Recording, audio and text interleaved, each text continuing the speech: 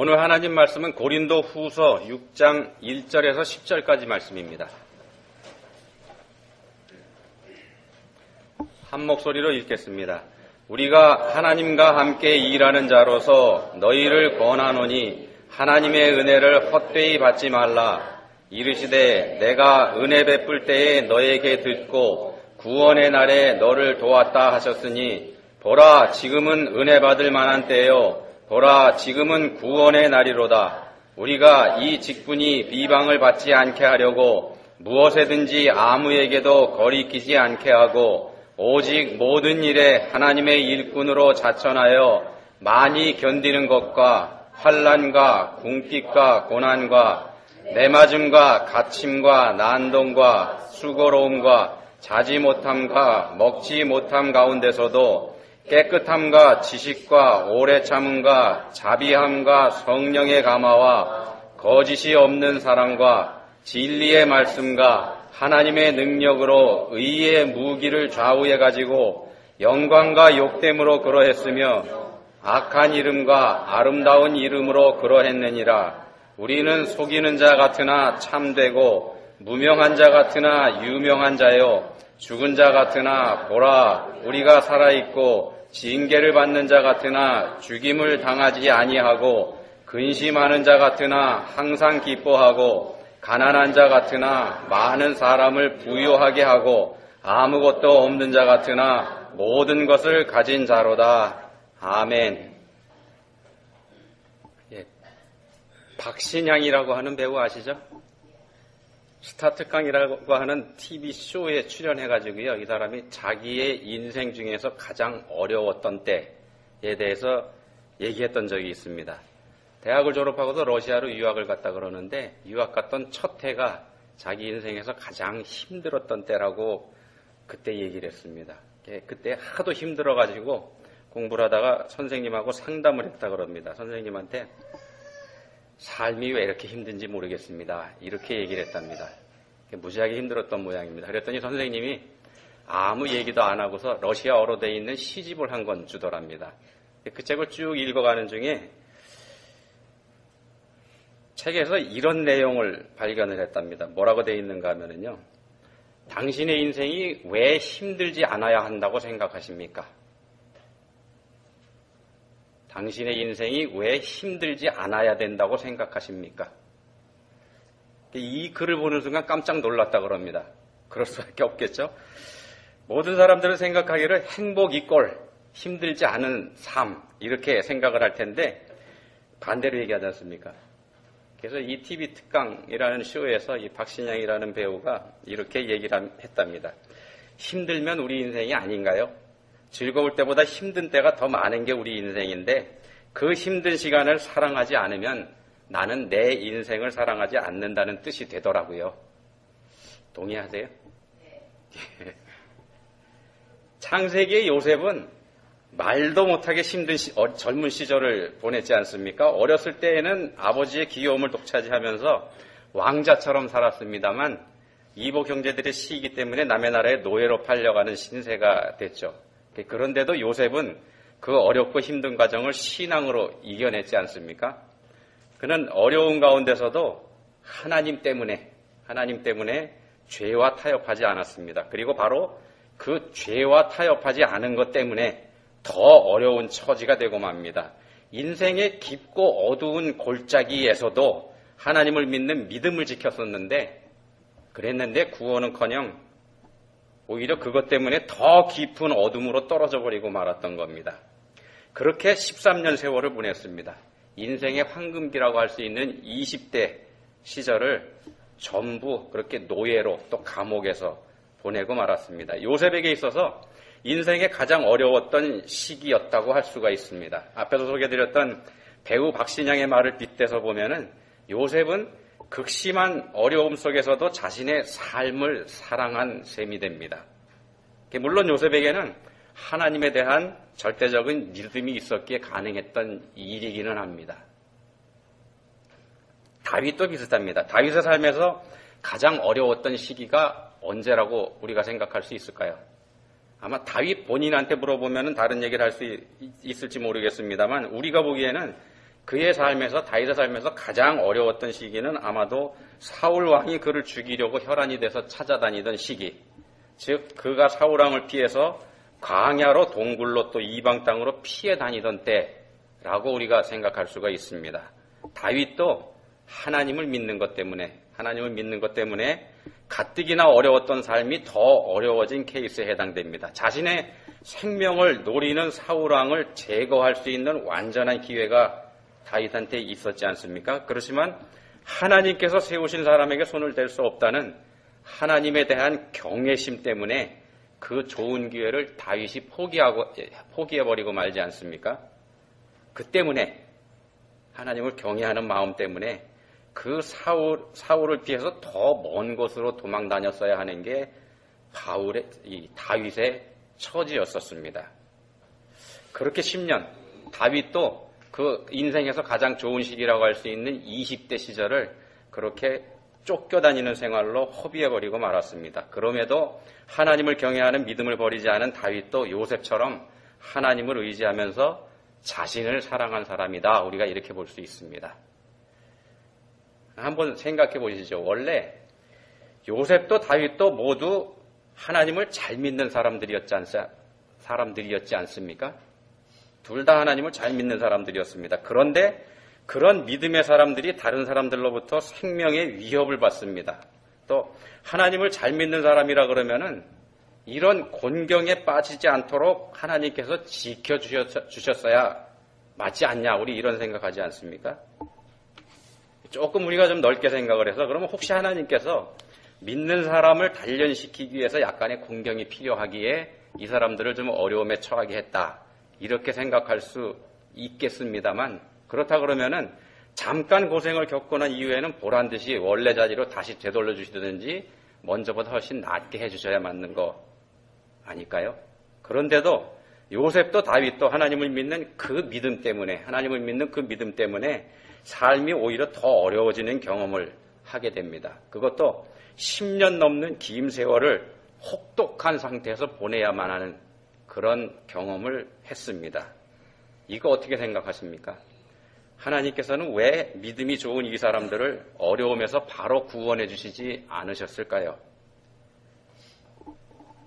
이렇게 생각하시는 분들 계실 것 같아요. 아무리 그래도 그 두 사람 다 결국 총리의 자리에 올랐고 왕이 돼서 말년에는 호의호식하지 않았냐, 이렇게 반문하시는 분들 계실지 모르겠습니다. 그러면은요, 이분들하고 다른 경우를 한번 우리가 생각을 해보죠. 베드로는 그 믿음 좋은 것 때문에 순교당했습니다. 그러지 않습니까? 또 베드로하고 함께 했었던 예수님의 12제자들, 이 사람들도 다 순교한 것으로 전해옵니다. 침례 요한도 하나님의 일을 하다가 순교를 당했고요. 구약 성경에 나오는 이사야 선지자도, 예레미야 선지자도 하나님께서 시키신 일을 성실하게 수행하다가 그것 때문에 죽임을 당했습니다. 요셉과 다윗의 경우가 확실하게 보장되어 있는 미래가 기다리고 있었기 때문에 전혀 문제될 게 없다, 이렇게 얘기한다 그러면은 이런 분들의 삶을 우리가 어떻게 설명해야 할지 곤란해집니다.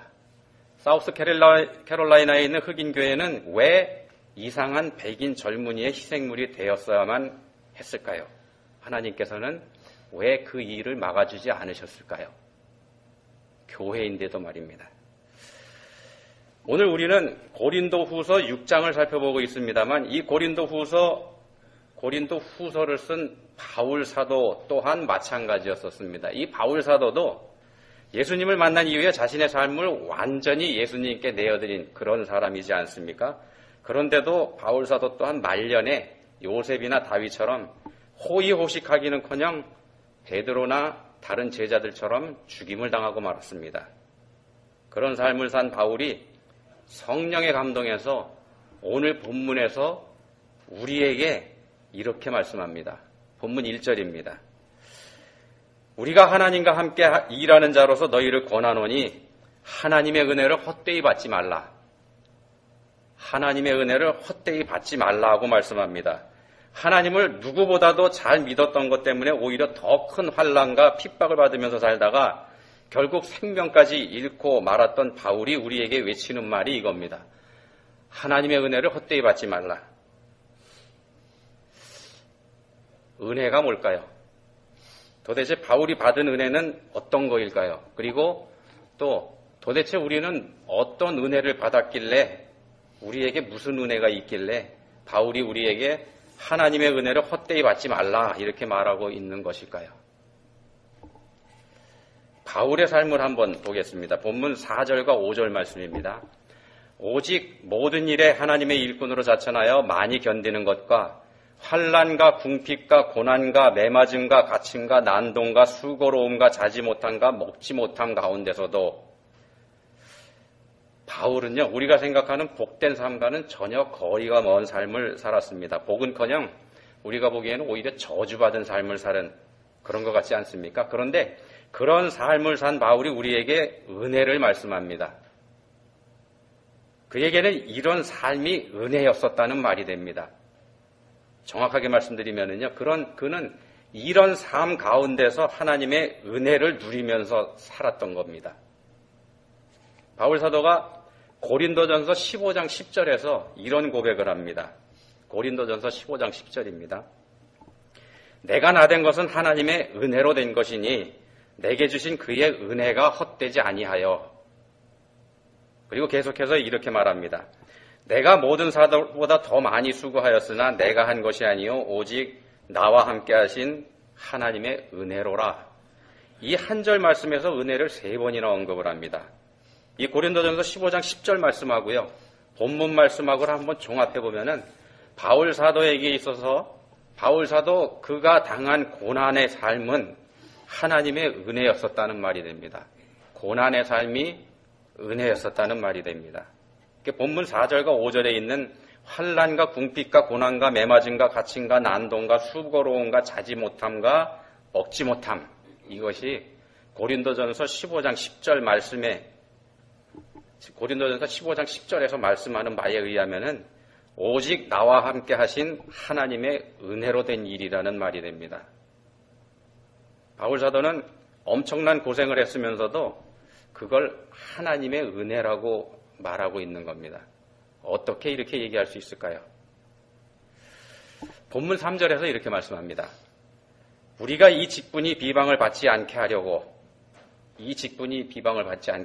그리고 4절에서는요, 하나님의 일꾼, 이런 말씀을 씁니다. 하나님의 일꾼의 직분이 비방을 받지 않게 하려고 이런 고난을 모두 겪었기 때문에 그게 하나님의 은혜다, 이렇게 말씀을 하고 있는 겁니다. 다시 말씀드리면은요, 하나님 때문에 받은 고난이기에 그 고난이 곧 하나님의 은혜가 된다는 말이 됩니다. 하나님을 위해서 받은 고난이기에 그렇습니다. 우리가 살펴보는 본문이 고린도후서 6장인데요. 바로 앞에 있는 고린도후서 5장 20절, 5장 끝부분입니다. 20절에서 우리가 그리스도를 대신하여 사신이 되어 이런 말씀을 합니다. 본문 말씀이 바로 이 말씀하고 이어지고 있는 말씀인데요. 여기서 그리스도의 이름으로 파견된 사신, 즉 예수님의 앰베서더의 자격으로 받는 고난이기 때문에 그것이 곧 하나님의 은혜가 된다, 이런 말씀을 하고 있는 게 됩니다. 하나님 대신에 받은 고난이기에 그렇습니다. 하나님께서 받으셔야 할 걸 내가 하나님을 대신해서 받았으니 이보다 더 영광스러운 일이 어디 있냐, 이런 얘기입니다. 하나님이 하셔야 될 걸 내가 대신했으면 영광스럽지 않겠습니까? 근데 왜 하필 고난일까요? 그리고 하나님은 전능하신 분인데 전능하신 하나님이 받아야 될 고난이 있다는 게 이게 말이 될까요? 골로새서 1장 24절에서 이렇게 말씀합니다. 골로새서 1장 24절입니다. 나는 이제 너희를 위하여 받는 괴로움을 기뻐하고 그리스도의 남은 고난을 그의 몸된 교회를 위해서 내 육체에 채우노라. 성자 하나님이신 예수님께서는 우리 대신에 고난을 당하셨죠. 그리고 그 고난 때문에 죽임까지 당하셨습니다. 그런데도 고난이 남아있다, 이렇게 말씀합니다.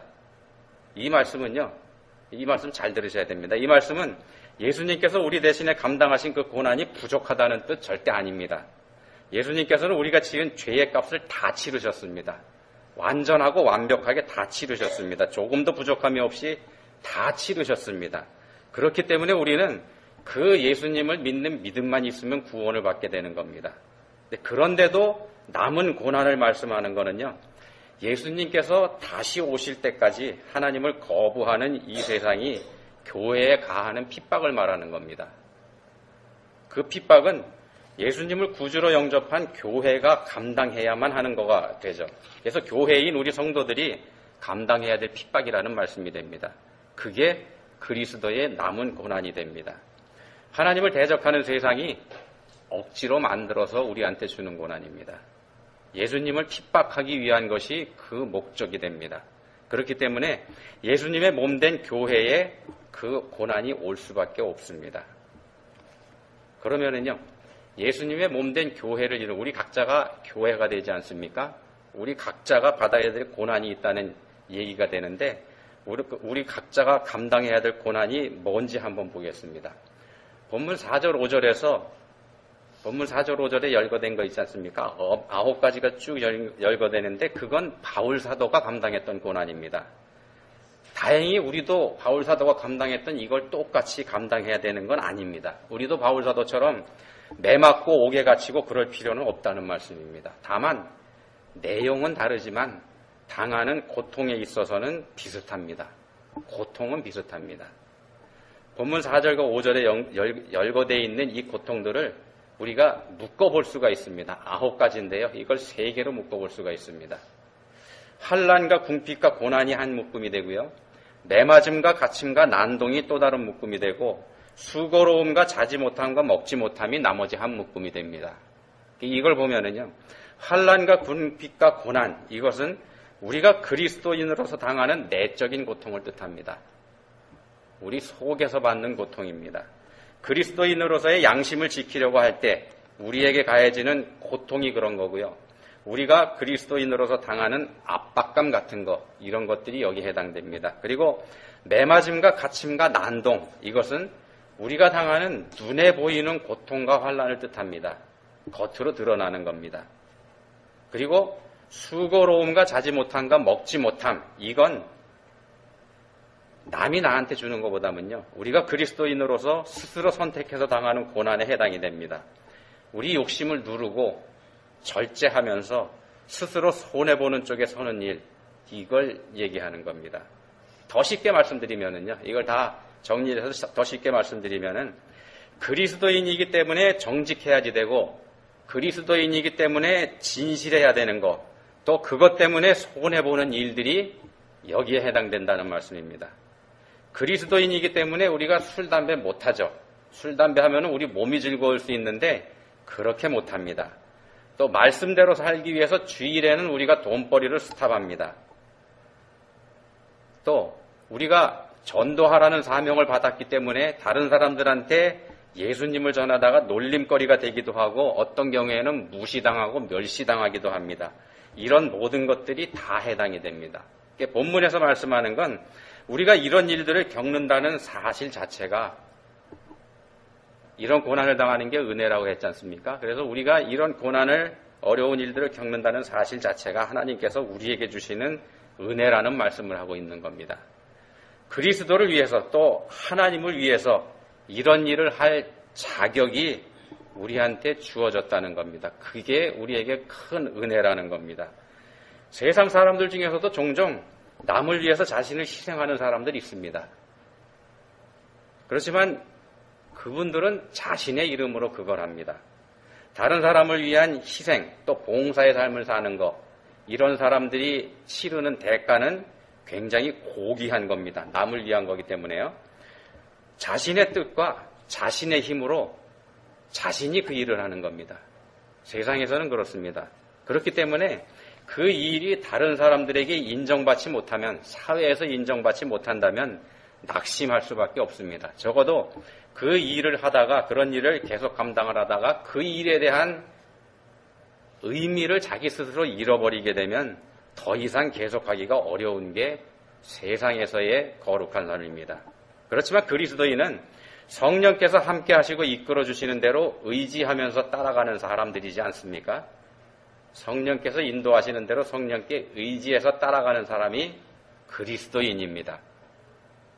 그래서 만약에 그리스도인으로서 성령의 인도하심보다는 자기 자신의 의지를, 세상 사람들처럼 자기 자신의 의지를 더 앞세운다 그러면은 세상 사람들하고 다를 게 없어져 버립니다. 우리가 성령의 인도를 받고 있는지 그렇지 않은지, 성령의 인도를 받고서 이런 일을 하는지 아니면 자신의 의지로 우리가 버텨내고 있는지, 이걸 구분하는 방법이 본문에 있습니다. 본문 4절과 5절에 있는 9가지, 아까 말씀드린 거죠. 그 9가지를 말씀하기 전에, 바울 사도가 받은 그 9가지 고난을 말씀하기 전에 4절에서 많이 견디는 것, 이걸 먼저 말씀합니다. 많이 견디는 것 하고서 9가지를 말씀을 합니다. 오래 참고 견딜 수 있는지 여부로 우리가 성령의 인도하심을 받아서 그런 어려움을 견뎌내고 있는지 아닌지 알 수 있다는 말씀입니다. 자신의 의지만으로는 그걸 견뎌내는데 한계가 있기 때문에 그렇습니다. 요셉과 다윗, 이 사람들은 성령의 인도를 따른 경우입니다. 요셉은 자신에게 고난이 왔을 때에도 자신과 함께 하시는 하나님을 믿었습니다. 그래서 오래 참을 수 있었습니다.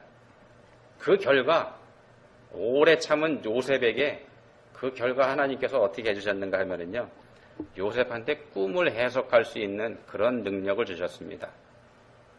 요셉이 옥에 갇히기 전에는요, 요셉에게 꿈을 해석할 수 있는 능력이 있다는 증거가 성경에 없습니다. 옥에 갇혀 있는 요셉이 그곳에서도, 옥에 갇혀 있으면서도 하나님의 인도하심을 믿고 성령을 따라 구하면서 경건한 신앙인으로서 성장하는 일을 계속했다는 말이 됩니다. 그리고 그 결과로 하나님의 은혜를 옥중에서 체험을 한 겁니다.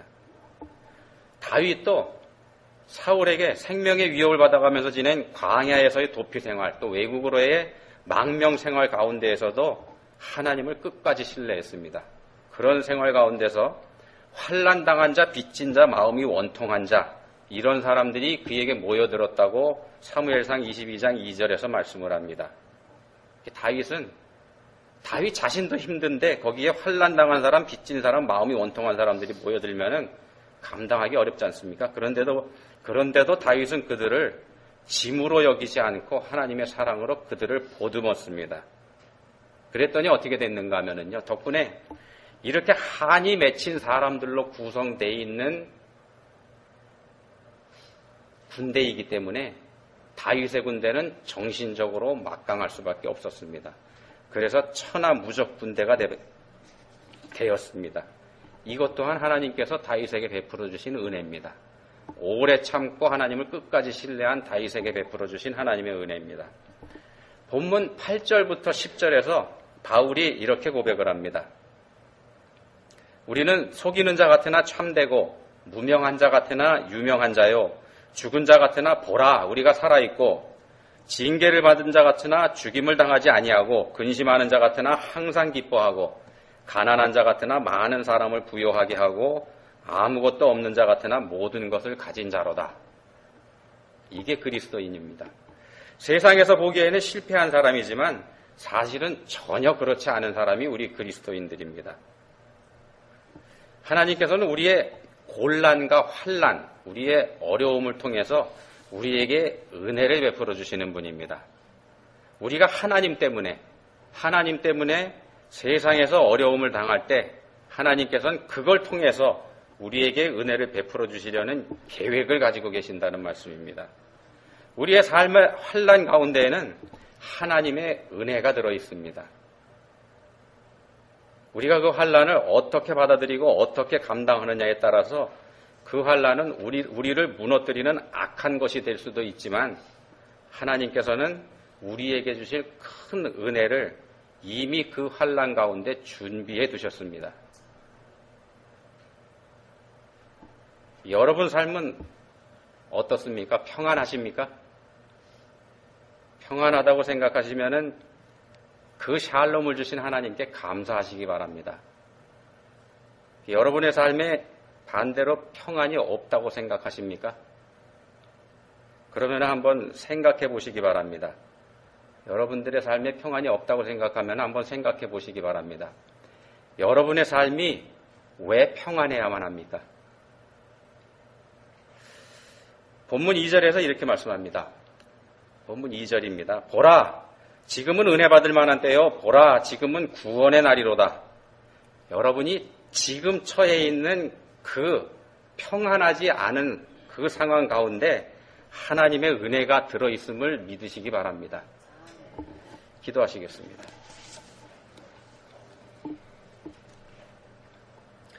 하나님 아버지, 저희는 하나님께서 주시는 복으로 이 세상에서 평안한 삶을 살기를 원하고 있습니다. 그렇지만 세상의 평안에는 은혜가 없다는 걸 알게 해주셨습니다.